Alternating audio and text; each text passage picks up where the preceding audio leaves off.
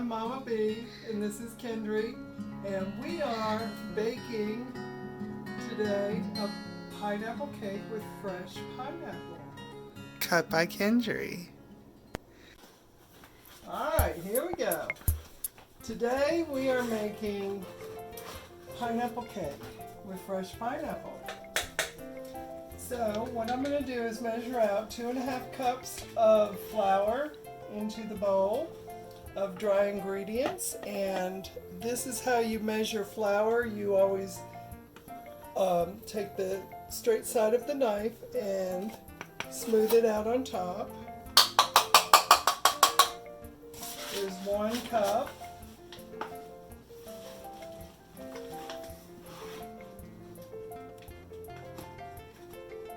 The knife also helps you get all the flour into the cups so there's no air gaps. And I'm smoothing this one out.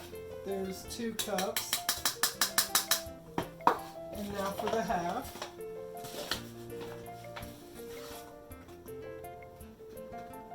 Same thing, smooth it out. And a half. 2.5 cups of flour. Alright. This is just all-purpose flour. I use the unbleached because I can't stand the thought of somebody bleaching my flour. Alright, the next thing is 2 teaspoons of baking soda. So I have my baking soda right here. I'm going to use 2 teaspoons. And I'm just kind of doing the same thing as with the flour on the side of the baking soda bag. Just smoothing it out with my finger. You could also use the knife. Just 2 teaspoons. Next we have the baking powder. We're going to use 3 teaspoons of baking powder.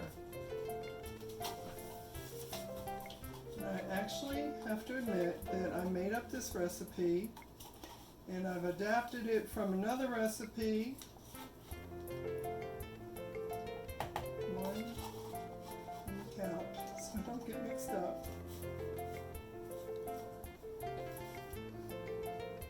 2,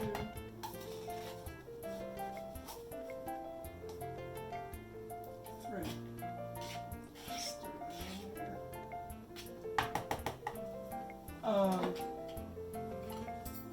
I adapted it from another recipe, and this is our second run at it, so I'm hoping that this will be most successful. This is a 1/2 teaspoon of salt, and it's actually not in the actual salt container that it came from. It is pink Himalayan salt is what I use, and it's better for you. It's good for your blood pressure and everything, so that's what I use in the house. The next ingredient, dry ingredient, is a teaspoon of cinnamon. 2 teaspoons of cinnamon. And I always like to dip into the baking soda and baking powder first so that I don't dip the brown cinnamon spoon into the baking soda and the baking powder and contaminate them.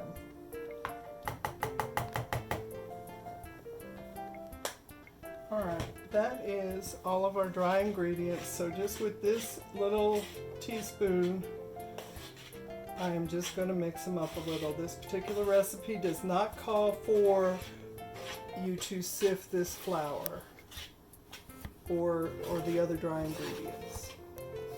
So I'm just incorporating them together a little bit. Alright. Now, I told you we were making this from fresh pineapple. You can also use a 15-ounce can of crushed pineapple undrained.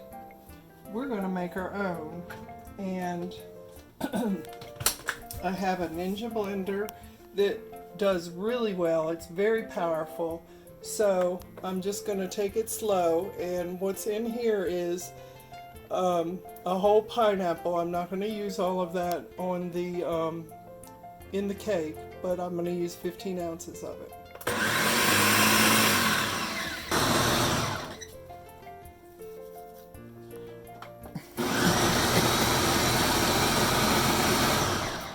I don't want to do this too long because I don't want to have mush. I just want crushed pineapple, so I'm doing it on low.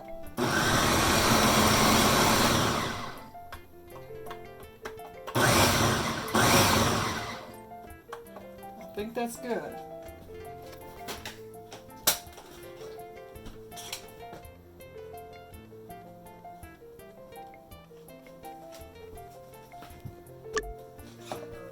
Okay, so it's nice and crushed, and I'm going to try to pour 15 ounces into here,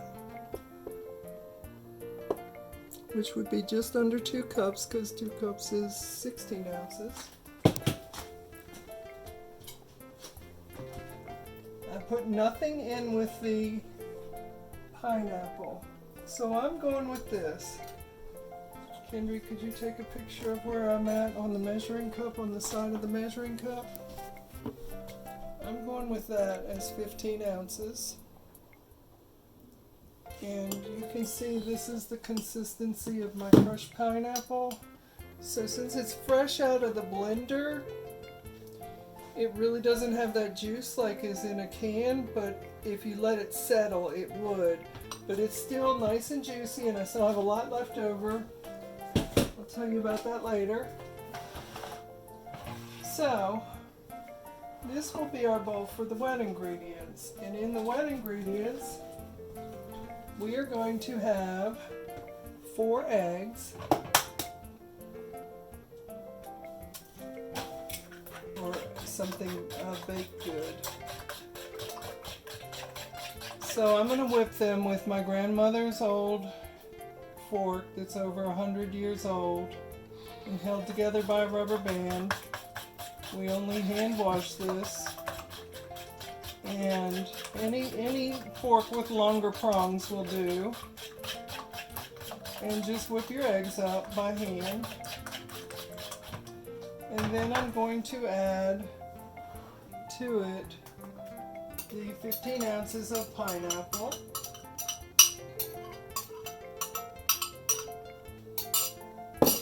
And our other wet ingredient, a half a cup of unsweetened applesauce. This is 4 ounces, and I love unsweetened applesauce. It's still very sweet because apples are very sweet. And these are pre-measured, so it takes all the guesswork out of it.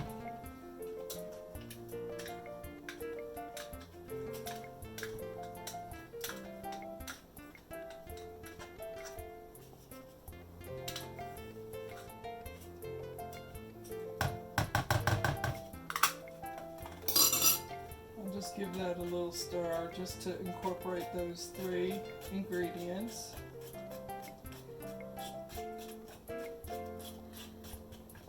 And another wet ingredient is the vanilla. And that's another reason you measure out your dry ingredients first, so you can get your teaspoon of vanilla. Most baked goods have a teaspoon of vanilla in it, even chocolate. It brings out the flavor. So I'll just stir that around just a little bit. Now, I do not want to forget the sweetener that I'm going to use, which is a half a cup of monk fruit sweetener. I use the Lakanto brand. That's my favorite. As you can see, a plus, but I'm going to put that half cup of monk fruit in here. It's very good for you, and it's so much better for you than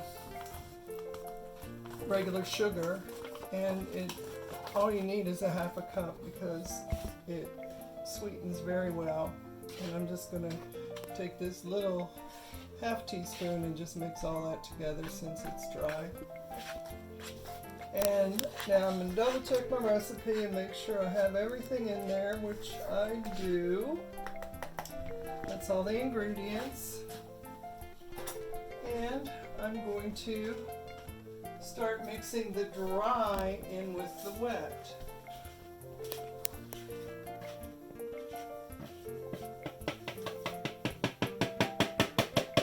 You could use a hand mixer if you want. One thing's for sure, you don't want to over mix.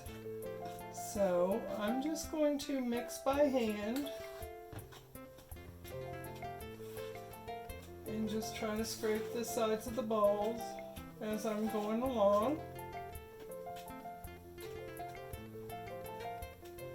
This is a very moist cake, and depending where you live, you're going to bake it from 25 to 35 minutes at 350 degrees. Optimally, you would bake it in a 13 by 9 inch pan sprayed with a non-stick cooking spray. So I'm going to stir until all the flour bits are gone, so that when you cut into it you don't have the flour bits. Try to break all that up. Some of these are chunks of pineapple though, keep in mind. And I didn't crush that pineapple extra fine or anything, because I want to be able to taste it.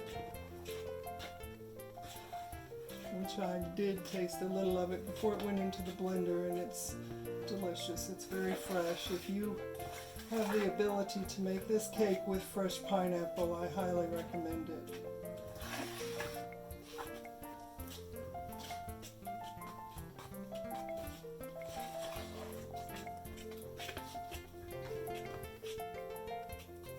Alright, I think we are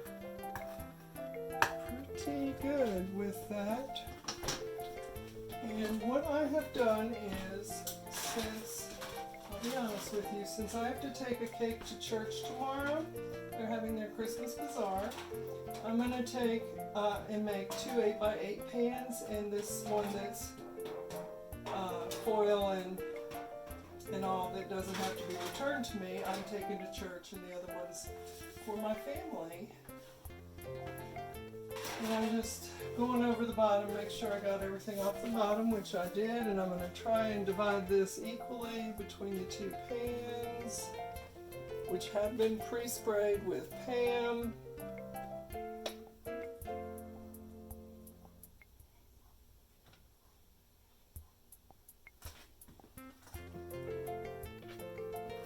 Try to put equal amounts in each. It's kind of hard.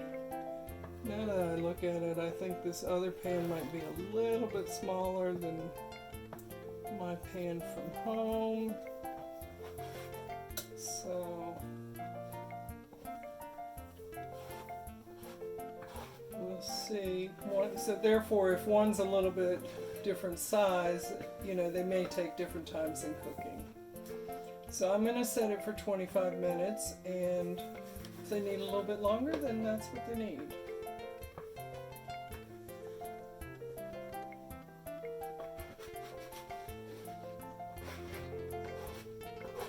To get everything out. I really don't know where I am with dividing this equally.